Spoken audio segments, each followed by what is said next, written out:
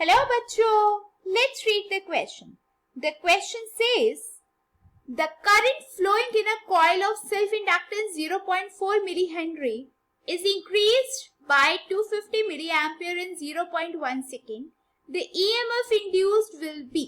फिर इसके बाद हमें चार ऑप्शन दिए. ए ऑप्शन बोलता है +1 volt, B option is +1 millivolt, C option is -1 volt and D option is -1 millivolt. Okay, तो चलिए सबसे पहले समझते हैं कि क्वेश्चन में आपको गिवन क्या है. तो क्वेश्चन में गिवन है कि एक कॉइल है, ओके, एंड उसका जो सेल्फ इंडक्टेंस है वो कितना है 0.4 मिली हेनरी एंड उससे करंट फ्लो हो रहा है. ओके, एंड वो जो करंट है फिर इंक्रीज हो जाता है कितने अमाउंट से, बाय 250 मिली एम्पियर. एंड कितने टाइम में इंक्रीज होता है, 0.1 सेकेंड में. तो आपको बताना है कि जो ईएमएफ इंड्यूस हो रहा है किस में, उस कॉइल में, वो कितना है. ओके, क्वेश्चन स्टार्ट करने से पहले ये देखते हैं कि इस क्वेश्चन में आपका कौन सा की कॉन्सेप्ट जो है वो आपका यूज हो रहा है. Okay, so let's talk about the key concept. And की कॉन्सेप्ट की बात करें तो इसमें हमें निकालना है क्या, आप देखेंगे हमें निकालना है ईएमएफ इंड्यूस्ड. तो इसमें हम देखते हैं कि ईएमएफ इंड्यूस निकालने के लिए आपका क्या फॉर्मूला यूज होगा. तो एक होगा -n d∅dt. ओके, यहाँ पे n क्या है, number of turns in the coil. d∅ यहाँ पे क्या रिप्रेजेंट कर रहा है, फ्लक्स. तो d∅/dt क्या रिप्रेजेंट कर रहा है, rate of change of flux. Okay, and इसमें एक और फॉर्मूला जो यूज होगा वो क्या होगा, that will be -L di/dt. Okay, यहाँ पे जो आप देख रहे हैं L, ये क्या है, this is what, this is your inductance and di/dt क्या है, rate of change of current. Okay, तो इसमें बेसिकली ये दो फॉर्मूलेज जो हैं वो हमारे यूज होने वाले हैं इस क्वेश्चन में. ओके, चलो अब देखते हैं कि हमें गिवन क्या है और हमें फाइंड आउट क्या क्या करना है. तो इसमें आपको क्या गिवन है, इसमें आपको गिवन है कि DI मतलब rate of change of current आपको गिवन है. कितना गिवन है, 250 मिली एम्पियर. क्या बोला है कि जो करंट है वो आपका क्या हो रहा है, इंक्रीज हो रहा है. कितना, 250 मिली एम्पियर से. तो अगर आप यहाँ पे देखो DI की अगर हम यहाँ पे बात करें तो DI हमें गिवन है कितना, 250 मिली एम्पियर. तो आप इसको कैसे लिख सकते हो, 250 इंटू 10⁻³ एम्पियर. ओके, ये हो गया क्या आपका DI. अब यहाँ पे आपको L भी गिवन है, सेल्फ इंडक्टेंस भी गिवन है, कितना है 0.4 मिली हेनरी. तो यहाँ से अगर आप बात करो L की तो L भी गिवन है. L कितना है आपका हो गया 0.4 इंटू 10⁻³ हेनरी. ये आपका क्या हो गया, इंडक्टेंस हो गया. अब इसके बाद आपको टाइम भी गिवन है कि कितने टाइम में ये सब चीजें हो रही है. तो dt भी आपको गिवन है, dt कितना हो गया आपका 0.1 सेकेंड.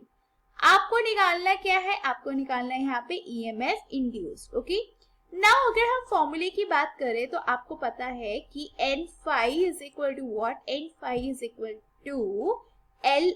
L क्या है यहाँ पे, इंडक्टेंस, I क्या है, करंट, phi क्या है आपका फ्लक्स एंड n क्या है, number of turns in the coil. Now अगर आप इस टर्म को डिफरेंशिएट कर रहे हो विद रिस्पेक्ट टू टाइम तो हम लिख लेते हैं डिफरेंशिएट विद रिस्पेक्ट टू, किसके रिस्पेक्ट में डिफरेंशिएट कर रहे हैं, टाइम के रिस्पेक्ट में.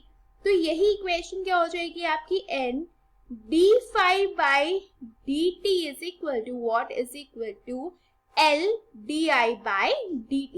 L di/dt. ओके, नाउ अगर आप यहाँ पे लेफ्ट हैंड साइड को देखो तो ये क्या है, बेसिकली ईएमएफ इंड्यूस की बात हो रही है, राइट. अगर आप n d∅/dt वाली टर्म को देखो, लेकिन अगर आप यहाँ पे इसको वेक्टरली देखो तो वेक्टरली की अगर हम बात करें तो आपका जो ईएमएफ इंड्यूस होता है वो क्या होता है, that is -n d∅/dt.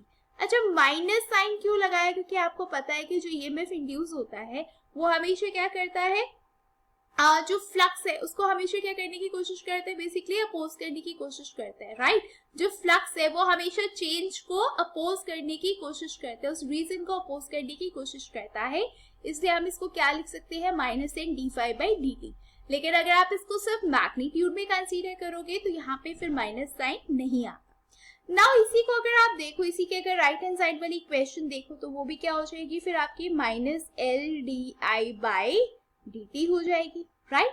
Now अब देखो आपको क्या क्या चीजें गिवन है. तो इसमें आपको क्या गिवन है, इसमें आपको L की वैल्यू गिवन है. ये देखिए हमें L की वैल्यू गिवन है कितनी, 0.4 इंटू 10⁻³ इसमें आपको DI की वैल्यू गिवन है, देखिए यहाँ पे बिल्कुल गिवन है, कितनी है आपके पास, वो है आपकी 250 into 10 raise to the power -3 upon, आप देखो dt की वैल्यू गिवन है आपको, यस वो भी कितनी है, कितनी 0.1 सेकेंड।